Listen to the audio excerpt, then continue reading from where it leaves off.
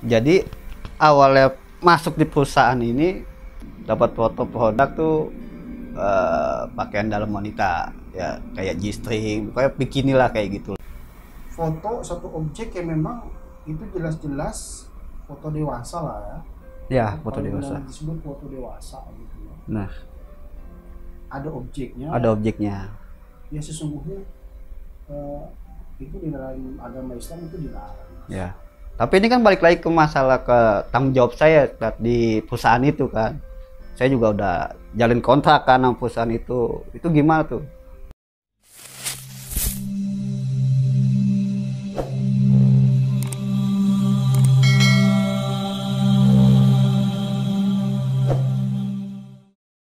Assalamualaikum warahmatullahi wabarakatuh. Salam sahabat, bersama saya dalam segmen Tabu Tanya Bersama Mahasiswa. Pada kesempatan malam hari ini, saya kedatangan seorang pria yang mempunyai profesi fotografer. Langsung kita tanya saja. Assalamualaikum. Waalaikumsalam, Mang. Mas, kabarnya sehat? Alhamdulillah sehat, Mang. Katanya sibuk sama fotografer, Mas. Ya alhamdulillah, Mang. Di saat Covid kayak gini masih ada lah kerjaan. Fotografer itu foto apa? Foto biasa atau Mas? Kalau untuk saat ini Fotografer keliling-keliling kampung enggak. atau memang Tapi pernah ngalamin transisi itu, pernah saya. awal mula jadi fotografer itu awal kal- mulanya nih cuma pengen ikut-ikutan doang atau Hmm. memang otodidak atau memang gimana? Kalau awalnya sih emang otodidak. Emang kan saya kan dari kelas Dimulai tahun berapa? 2008. 2008. Udah kecemplung di dunia fotografi itu 2008. Awalnya mula-mula hobi. Lama-lama kok ada orang minta, kita dikasih. Lama-lama dari situ, kenapa gue cemplungin aja nih dunia fotografi kan. Mas, fotografer sudah cukup lama 2008 Mulai 2008. 2008 sampai sekarang. Sampai sekarang. 2021. Berapa tahun itu? Ya hampir 10 tahun kurang 10 lebih tahun lah ya. lah. Ya kurang lebih segitu. Fotografer itu kategorinya foto apa? Foto wedding khusus anak-anak atau memang apa? Untuk saat ini atau sebelum-sebelumnya? Ya kalau dari sebelumnya deh. Kalau sebelumnya ya saya main wedding, main pre-wedding, main foto produk, company profile. Jadi ya seperti dengan fotografer di luar sana lah ya. Ya pada umumnya lah kayak gitu. Mas Temi, Ya, jadi sekarang disibukkan dengan fotografer kerjasama dengan perusahaan asing. ya benar. Gimana Mas? Asam manis di dunia fotografer itu. Kan Eh, kalau saya lihat itu fotografer itu ya Mas. Fotografer itu kan kita membidding satu foto yang Objek. Karena ini kan optik ya. Karena Objek, itu kan objek. bagian daripada seniman. Ya, Bahwa sesungguhnya ketika kita mendapatkan sesuatu, memang alam ini diciptakan sama Allah itu luar biasa, penuh dengan keindahan. Nah, kalau Mas Tem ini kategorinya memang apa? Kategori apa? Genre buat fotografer alam atau bagaimana Mas? jadi awalnya masuk di perusahaan ini dapat foto produk tuh pakaian dalam wanita ya, kayak G-string, kayak bikini lah kayak gitulah. Ini yang saya mau tanyakan juga ke Mang Asbu, itu disalahkan atau enggak? Tapi saya juga merasa itu saya moto itu salah. Salahnya kenapa? Emang Mas foto apa produk yang memang tadi Mas sampaikan itu? Kan ini ada objek ya, Mang. Oh ada objek. Iya, itu ada objek ya, Mang. Cuma foto bikini pakai Ah, itu celana. awalnya kan ya, itu kan tadi saya bilang awalnya saya moto produk kayak gini awalnya, tapi kan lama-lama kebutuhan buat majalah atau buat iklan mereka kan. Nah, itu lama-lama tuh ada objeknya. Oh jadi maksudnya Mas Tem ini fotografer apa ya, dewasa lah ya? Ya, bisa dibilang kayak begitu. Tapi ini kan masalah tuntutan, saya juga ada kontak kerja juga kan di situ kan. Itu kan profesi saya juga, tanggung jawab saya juga di bidang itu gimana tuh, Mang? Selagi kita memoto satu keindahan alam, makanya apa yang diperintahkan daripada sabda Rasulullah SAW, ketika kita ingin mengabadikan sebuah fenomena, entah itu fenomena alam, entah itu fenomena yang sifatnya indah, bahwa sesungguhnya innallaha yuhibbul jamal, Innallaha yuhibbul jamil, sesungguhnya Allah tuh mencintai keindahan. Dan kita foto alam, foto awan yang berbentuk apa, ya kan, foto tepi pantai, pesisir pantai yang indah, ya kan? Tapi kalau ketika Mas Temi ya, tadi disampaikan itu foto satu objek yang memang itu jelas-jelas foto dewasa lah ya. Ya, foto dewasa. Disebut foto dewasa gitu ya. Nah, ada objeknya. ada objeknya. Ya sesungguhnya itu di dalam agama Islam itu dilarang. Ya. Tapi ini kan balik lagi ke masalah ke tanggung jawab saya di perusahaan itu kan. Saya juga udah jalin kontrak kan sama perusahaan itu. Itu gimana tuh? Tapi itu sempat Mas Temi lakukan ketika Mas Temi membidik. Sudah. Karena memang ketika kita mau memfoto, kita sebagai fotografer, ya, memang semua banyak optik yang harus kita ambil. Ya. Nah, kan kalau soal ini Mas Temi kan lebih ke arah pada objek manusia. Iya. Nah, ada juga memang objek yang lebih pada hewannya, gitu kan, alamiah. Kalau Mas Temi kan lebih pada orang tersebut. Nah. Jadi jauh sebelum Mas Temi terjun bahwa sesungguhnya Allah Subhanahu wa Ta'ala sudah memberikan wanti-wanti garis besar. Sebelum kita melihat itu, ingat ada batas-batasan seorang laki-laki, aurat laki-laki, apalagi aurat seorang wanita. Kalau yang kita kenal aurat seorang laki-laki dari mana sih, Mas? Dari pusat sampai bawah dengkul, di dengkul kan, baru di atas dengkul. Iya. Begitupun seorang wanita. Nah, ini pun sama. Kembali lagi kepada pendapat. Kita tuh di Indonesia ini mempunyai mazhab, sebuah pemahaman. Yang memang pemahaman ini berulama-ulama dunia. Ada disebut mazhab Hanafi, ada mazhab Hambali, ada mazhab Maliki, ada mazhab Syafi'i. Itu di situ sudah dipatwakan. Bagaimana sih hukumnya ketika kita melihat seseorang yang bukan muhrim kita? Jelas, garis besarnya adalah haram. Dan berbeda pendapat ini, setiap ulama itu mempunyai pendapat yang berbeda-beda. Salah satunya ketika ada dalam satu riwayat dijelaskan bahwasanya ketika kita ingin mendidik, artinya apa ya? Melihat orang lain. Jadi sebelum ini mohon maaf ini Mas. Ini terlepas dari kerjaan Mas sebagai fotografer. Siap. Kita melihat seseorang aja kan dalam Islam itu dijelaskan cukup istri dan suami yang tahu. Nah kalau pemahaman di Indonesia ini kita lebih cenderung bahwasanya kita melihat seorang wanita itu batasannya ya muka, telapak tangan, ya. Sebagian pendapat ulama juga rambut boleh. Karena ikhtilaf. Pendapat itu dikuatkan masing-masing punya pemahaman yang berbeda-beda. Nah, kalau Mas Temi pergi ke negeri Timur Tengah, ya kan, di Turki, atau Mas Temi pergi ke Yaman, itu mereka diharamkan untuk melihat semuanya.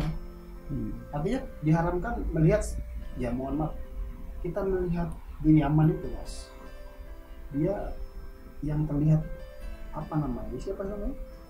Kelopak mata saja sulit untuk melihat, sangat sulit. Di Arab pun sama, kita lihat semua tertutup. Batasan aurat seorang perempuan itu adalah cuman kalau di Indonesia ya, ini kan lagi-lagi semua mempunyai pendapat yang berbeda, dan ini dipegang, dikeluarkan oleh ulama-ulama besar. Nah kita lebih pada contoh di Indonesia pemahamannya dibolehkan untuk melihat kita bertatapan, meskipun bukan muhrim. Terlepas kalau kita pegang, apalagi kita menimbulkan syahwat, itu tentu lain cerita. Mas datang jalan ke mall, kita tahu pedang kemana, melihat sesuatu objek yang memang dia adalah seorang wanita cantik, sekilbat lewat, terus langsung hasrat itu nafsu. Nafsu seorang laki-laki itu 99, ya kan, ketimbang perempuan itu. Begitu langsung susah. Gimana sih kalau kita nafsu sama orang itu kan? Itu kita melihat sekibat aja sudah haram hukumnya. Sudah haram hukumnya. Jadi ketika kejadian Mas Temi mau foto itu, ya kan, apalagi tadi udah jelas-jelas objeknya adalah foto dewasa. Dan itu juga wanita dan pria juga yang saya foto. Iya, jadi itu mempunyai pendapat yang berbeda-beda dari mazhab Maliki, Imam Syafi'i. Kalau kita telusuri lagi, Mas, untuk menjadi pribadi yang seperti ulama-ulama kita besar, ya kan, ulama dunia, gitu kan, itu nggak ada habis. Itu luar biasa, itu kalau dibedah itu nggak habis.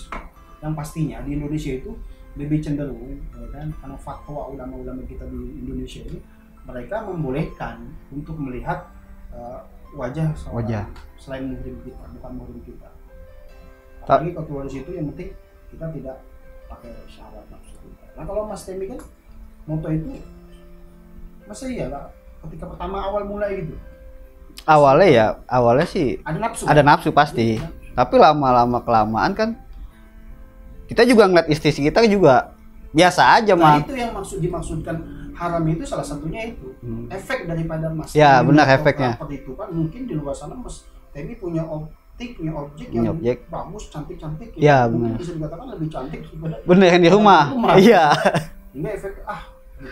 Itu salah satu efek yang luar biasa yang tidak boleh, dan itu jelas diharamkan. Tapi kalau balik lagi ke profesi itu gimana, Bang? Masalah apa nih kalau seperti itu? Dari tanggung jawab kita ke perusahaan. Iya. Ya kalau Mas Temi sudah, taruhlah Mas Temi punya kontrak dengan satu perusahaan itu 6 bulan, mungkin sisa berapa bulan ya. Ya Mas Temi mencoba itikat, Pak bisa nggak ganti produk lain misalnya? Udah dicoba. Terus apa kata pimpinan? Kita nggak ada fotografer lain selain Anda. Enggak, artinya Mas bisa nggak ganti objek gitu loh, jangan foto ini gitu loh. Selain itu juga kita masih moto project lain tuh masih ada, objek lain masih ada. Itu kan bagian daripada kita berusaha ya. Ya.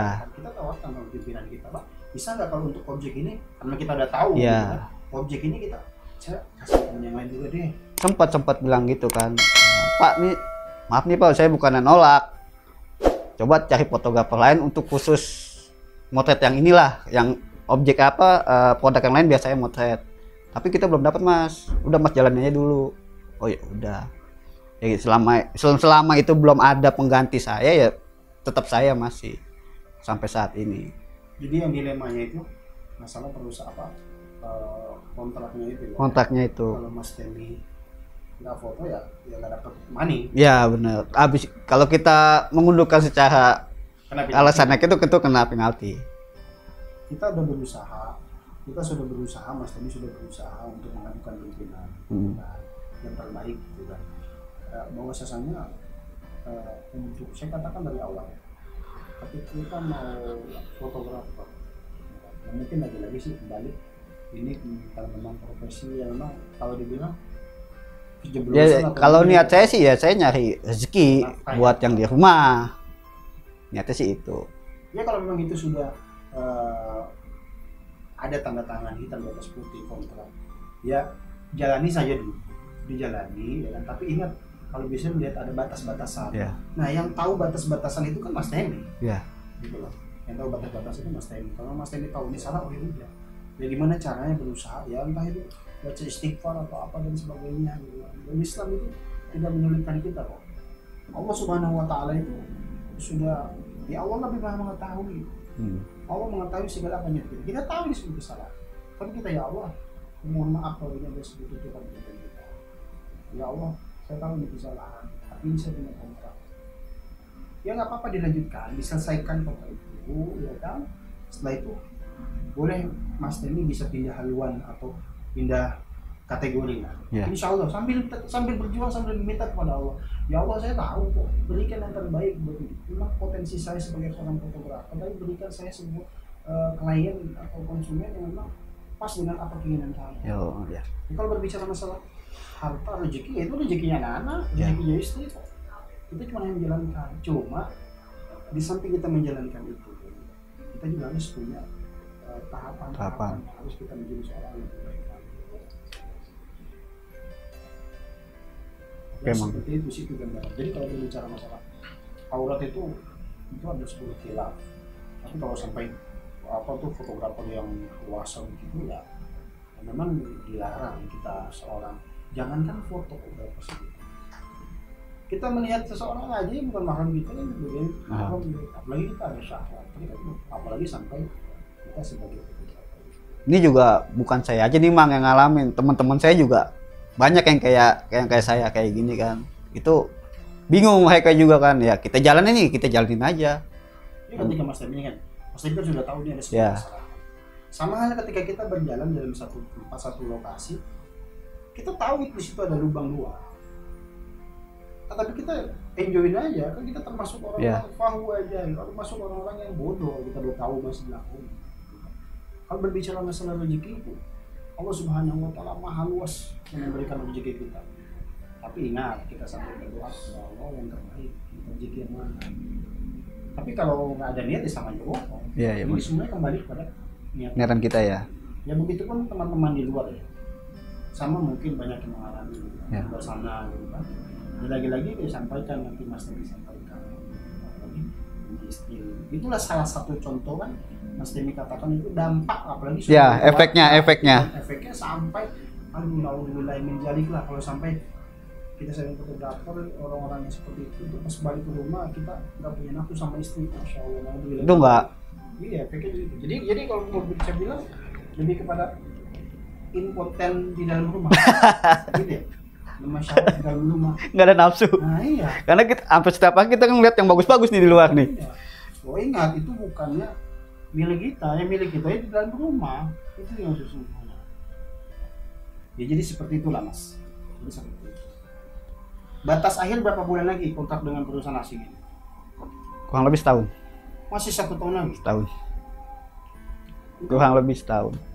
Itu kalau memang Mas Temi keluar meskipun kena penalti, berapa sih nominal penalti? Lumayan Mang. Hah? Lumayan. Kira-kira kalau Mas Temi itu sanggup nggak untuk belum sanggup? Atau setengahnya gitu? Belum sanggup. Jadi setahun lagi lah ya? Ya setahun. Setahun lagi selesai. Tapi di balik itu ada nggak dengan proyek-proyek di luar setelah di kantor? Oh masih. Kita kalau saya kan Sabtu Minggu libur. Paling saya ngambil proyek di wedding. Job-job di luar. Ya. Di luar kantor itu masih boleh kalau itu. Ya boleh lah nanti kita. Boleh Mang. Kita fotografer. Makasih banyak nih Mang. Dapat manfaatnya. Akhirnya dilema yang selama ini bisa kebuka nih. Amin. Ya mudah-mudahan itulah bagian kita daripada menjadi manusia yang lebih baik.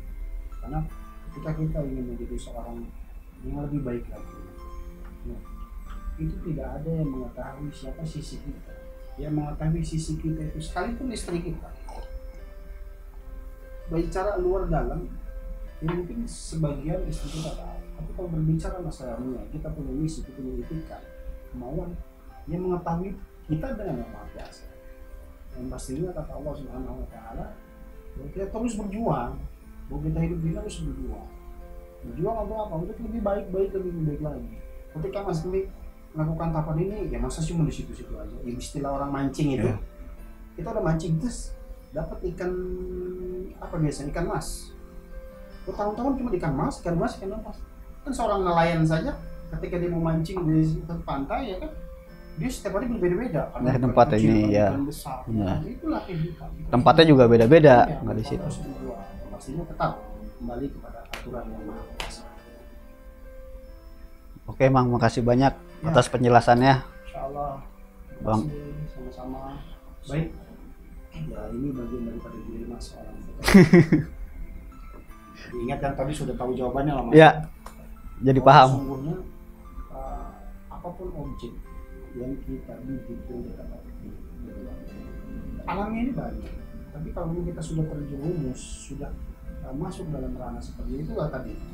Kalau bisa dijauhkan, karena memang ketika kita melihat dengan kondisi alamiah saja lah manusiawi, kita punya syahwat itu luar biasa. Mulai kita harus menjaga kita lalu sholat kita, menjaga istighfar kita ampun kepada Allah Subhanahu Wa Taala. Sesungguhnya Allah Subhanahu Wa Taala itu mempunyai ampunan yang begitu luas, semaha-mahanya luas ampun itu Allah miliki. Ya, semoga kita termasuk orang-orang yang diberikan ampunan oleh Allah Subhanahu Wa Taala. Terima kasih Wassalamualaikum warahmatullahi wabarakatuh.